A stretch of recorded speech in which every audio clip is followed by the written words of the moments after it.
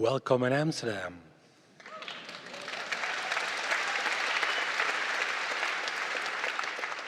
It's a magnificent convergence, It sure is. whether we're here or not. Always. This morning I was pre-paving this workshop, and was under the shower, fresh, warm water. And then I was thinking about a bit older movie. It's called The Kid, featuring Bruce Willis. And it's about a PR agent, about 40 years old. And one moment he's meeting his 8-year-old version in his own house. And they have great adventures and great expansion. Later in the movie, they also meet together their future version. And they have great fun together. So I was wondering, how can we meet more consciously our future versions? Well, the first thing that we want to establish together is that what you want to call future is already in the works. And the way you find it is by feeling for it, because that movie, while it was provocative, was so vibrationally inaccurate that to try to replicate it in your own life will just cause you a lot of trouble.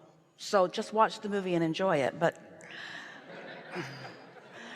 when you accept that there is what you want to call future, which we call a now reality that it's already been gathered, and you understand that in order for you to see it and hear it and smell it and taste it and touch it, which is what your question just asked for, in order to do that, you've got to find the vibrational frequency of it until it begins to come into focus, which means you've got to be willing to feel the pleasure of it even before you see it. And that's the thing that is the most difficult for humans, because you are much more accustomed to responding to what you're observing with your physical senses than you are, and here's the key, to what you're observing with your emotions.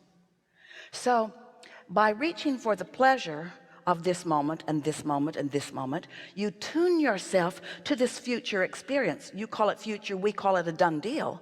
You tune yourself to it so that it can begin flowing into your experience. This is a good way of looking at this. So as people in groups like this are watching Esther in her physical body, allowing the consciousness of this collective consciousness of the teachers of Abraham to flow through her, to some who maybe are new to it or reluctant to follow the premise that there is a non-physical source that is feeding information to her that she's translating vibrationally, to some of them this just looks like someone who's pretty sure about what she's talking about, maybe very practiced in her words, who is presenting yet just another opinion that if people are smart, they will just take it or leave it. In other words, it's just yet another opinion of so many oppressing opinions that people are trying to force feed you. In other words, it's just so many words. But if you feel some resonance in some of what you hear here, not even hearing it from somewhere else, and you have found a way to tune to this higher frequency of who you really are, so that the thoughts are flowing easily into your mind because there's no resistance keeping them out of your mind. You've got your valve open and they're flowing in, and you receive an idea, maybe not earth-shattering, maybe not like writing on a wall, but something that just feels like an interesting thing that you might want to do. And so you follow through with that impulse, and that impulse leads to something, then leads to something, and you show yourself that by being tuned in, you received an impulse, and that impulse was pure guidance, and you moved rather swiftly toward the unfolding of things that you want. Now your own experience has shown you how this universe works. The reason that so many people don't remember or don't know it more efficiently right now is because they don't have control of their own thoughts. And the reason they don't have control of their own thoughts is because they're wanting to do their observing. They're observing of the things they can see and hear and smell and taste and touch, rather than observing what they're feeling. And so when you decide that you're going to feel your way into the frequency of your vortex, and then once you're in the frequency of your vortex, then what's already being revealed to you can be realized by you. It's the realization of it that you've got to get yourself queued up for. The consciousness is raining down around you. The blessings are raining down all around you. The opportunities are being shown to you constantly.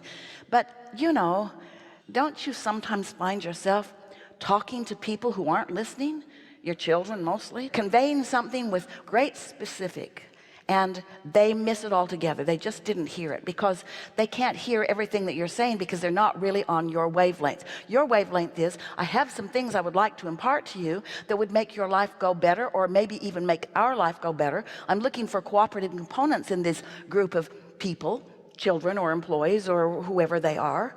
And what they're hearing is blah, blah, blah, blah, blah, blah, blah, as they're not on the wavelength with you. And so the same thing happens. You've got to get yourself tuned to this frequency, and then those impulses come to you, and that's how you see what you want to call future. But the thing is, it won't stay future very long, because you're going to feel it in the moment, and the more moments that you're feeling it, in every moment that you feel it, a piece of it's going to be realized by you, not revealed to you. It's already revealed to you.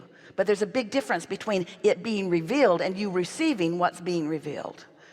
Oh, you'll get so good at this. You'll get so that you will so look forward to those few minutes when you deliberately quiet your mind so that you can watch the movie for the pleasure of it, not because you're trying to make something happen or fix something that's broken, for the pleasure of that alignment with who you really are. Did we get there, or is there another piece of this? Well, I recognize these impulses more and more. Yeah? Yeah, so, and it's really fun to follow them. It's interesting that sometimes an impulse, you think it leads to A, but then it leads to B or C or D, and those are the most fun. Sometimes when it really gets good, after you've practiced this alignment and have experienced it often, sometimes you will feel an impulse to move right into something that formerly you would have thought you should avoid. But it's so meaty in there.